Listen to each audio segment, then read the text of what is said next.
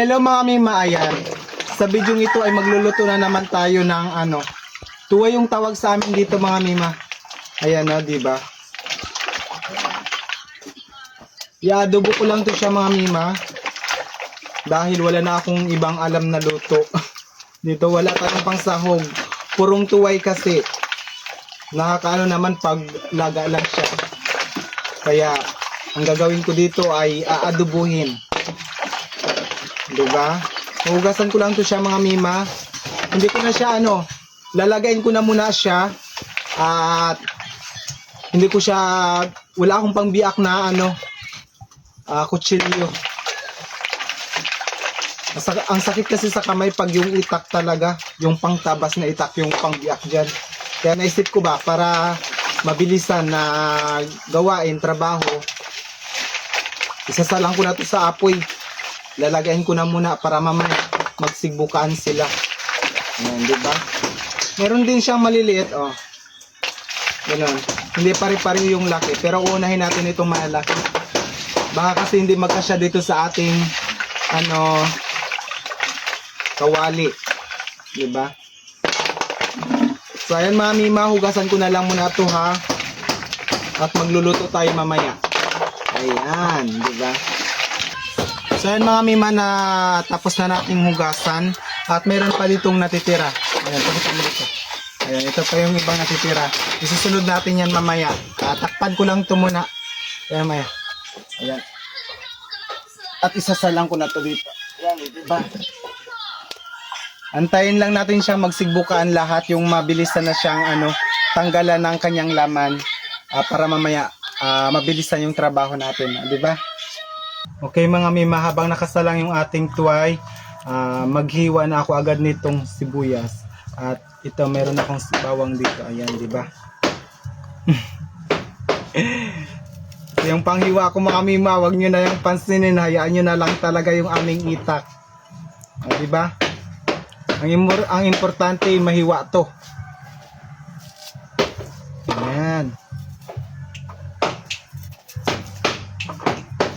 Ganito lang kasimple maghiwa.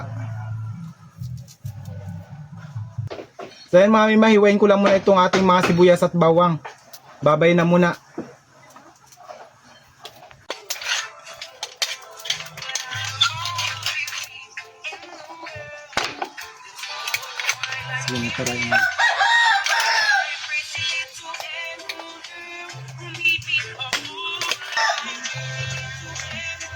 So ayan mga mima, okay na itong ating tuway at tatanggalin ko na siya sa kanyang shell. Ayan, di ba?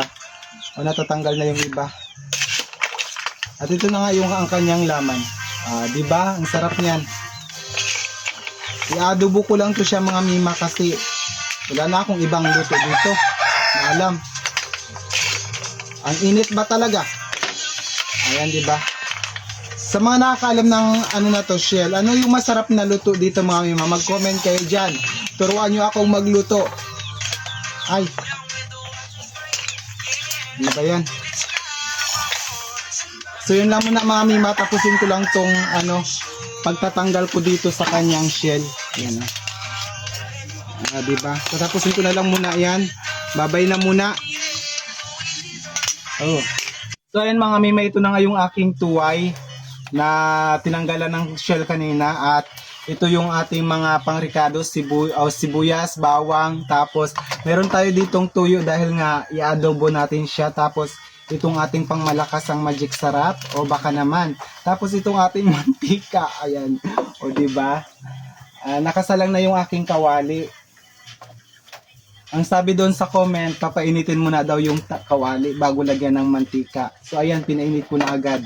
Tapos, dahil nga mainit na, lalagyan na natin itong mantika, nakakarampot. Ayan, diba? Oh, ganun lang yan.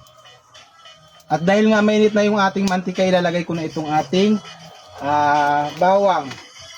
Bawang muna. Ay, pagsabayin ko na lahat. Sibuyas, bawang.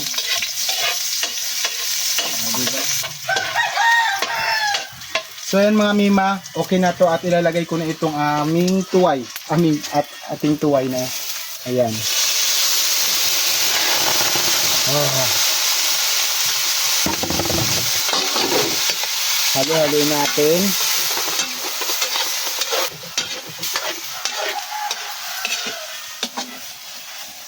At may isa ako dito. Ayan, lagyan ko na nitong magic sarap na.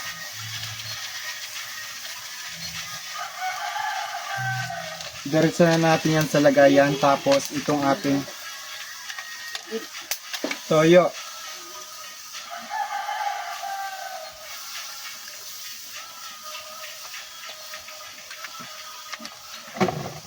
Ayan. Halo-haloyin ko lang to hanggang sa maluto. So ayan mga mima, okay na itong ating tuway na niluluto at titikman ko na. Ayan siya oh.